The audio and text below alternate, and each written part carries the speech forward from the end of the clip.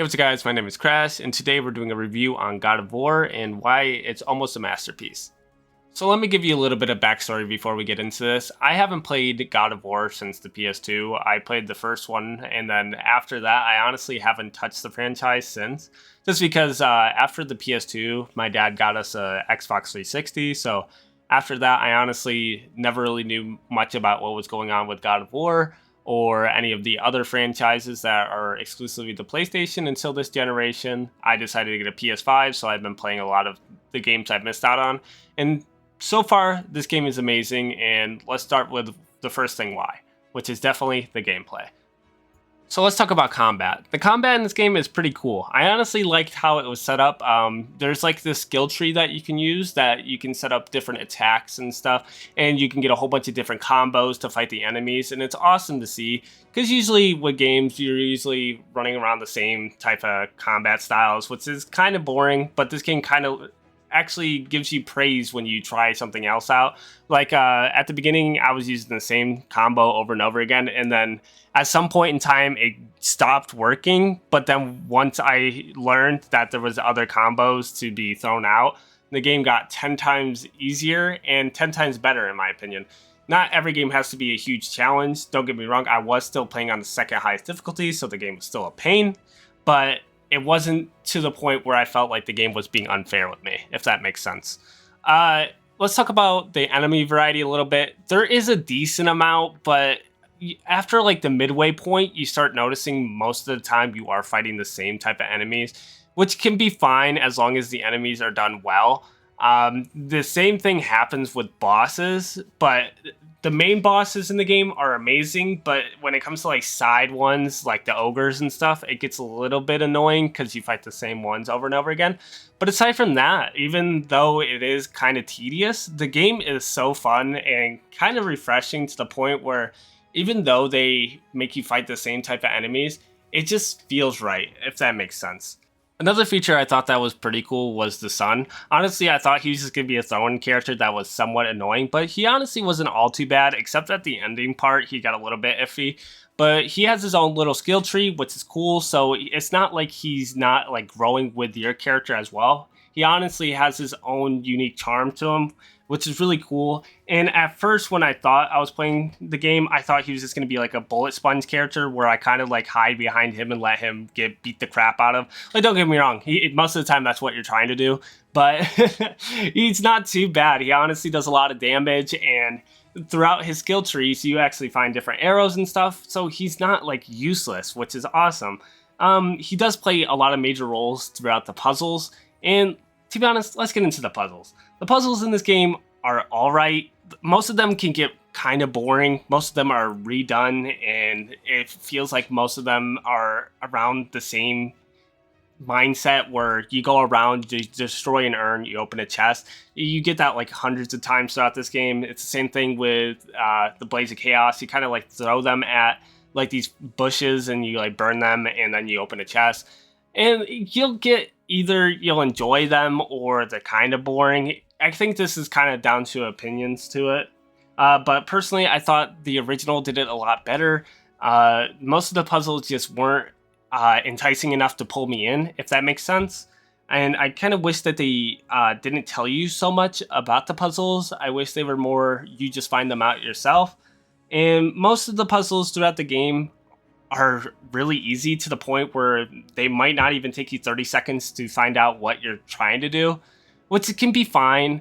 But at the same time, I thought it was going to have a little bit more like excitement to it, if that makes sense. The last little thing I want to talk about that I kind of forgot about is the weapons in this game.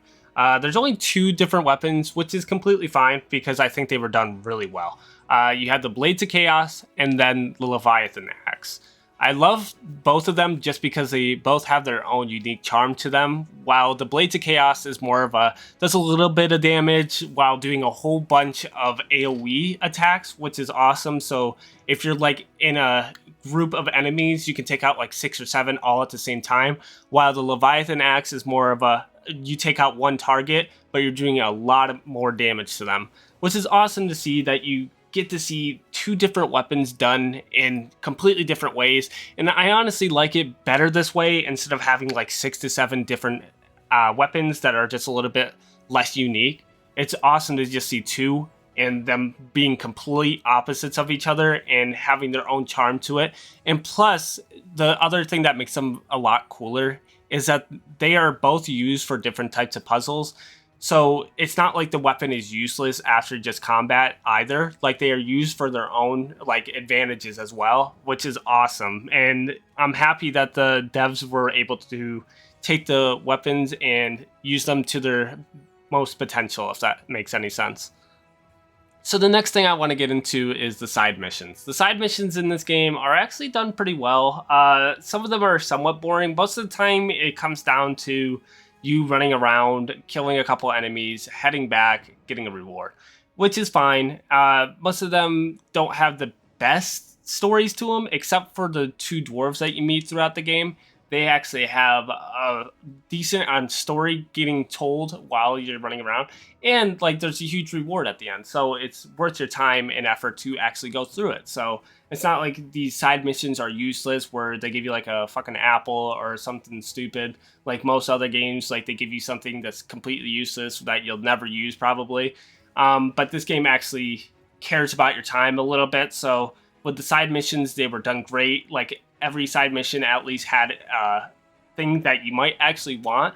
So it's not like you're just running over there and being like, well, that was a waste of time after all the hard work that you just put in. The last little thing I want to talk about is the smithing area. It's pretty much where you go to upgrade. The two dwarves are running it, and it's done actually somewhat well. I get most people probably won't like the idea of it just because it's kind of like an RPG-esque, and I don't think the originals were all too much like an RPG, but it's not in your face enough to bother me, at least personally. I actually like the idea of it, mostly just because everyone's Kratos is going to look completely different from another's probably, just because there is different like builds that you can do on your character, because there's positives and negatives to the armor. So you're going to be wearing different types of armor than other people. Like personally, I was looking for a strength build, so most of the time I was wearing that. And same with the augments, like all my augments were based on strength. So I will have like different attack styles than other people would be having throughout the game. So I thought it was pretty cool to have that in the game.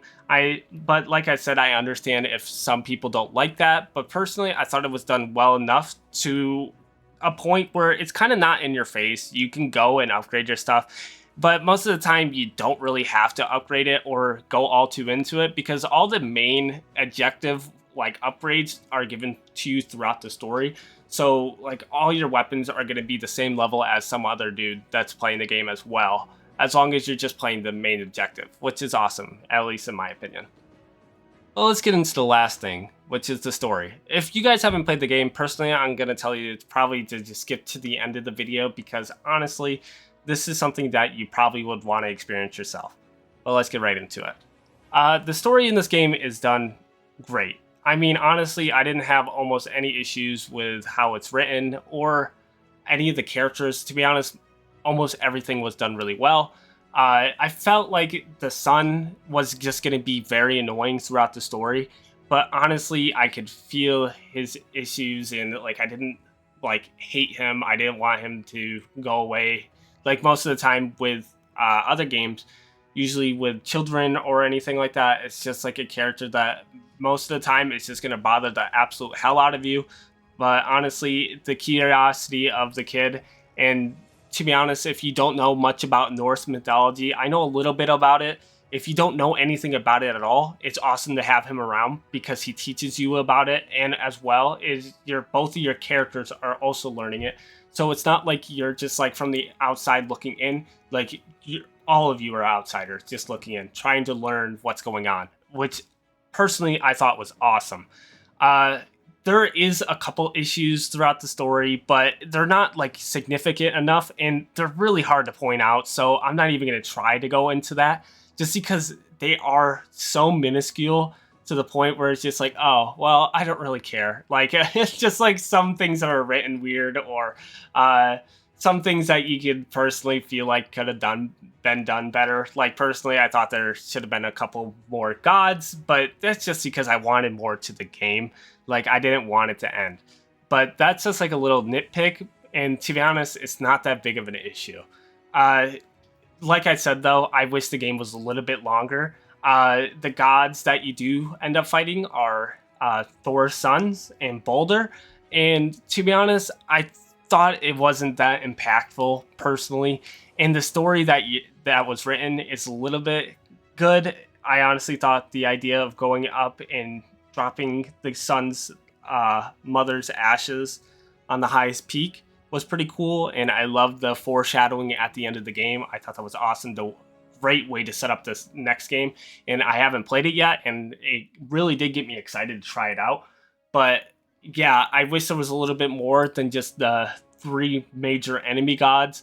Like you do get to meet Freya, and you do meet Brock and Sindri. Those 2 are really cool as well, and to be honest, they add to the charm of the characters and make the story a lot more exciting than you think it would be, just because it seems like a really boring story of let's go on this journey and climb up a mountain and drop your mother's ashes. But they put so much more into it. You go to a lot of locations that you wouldn't expect.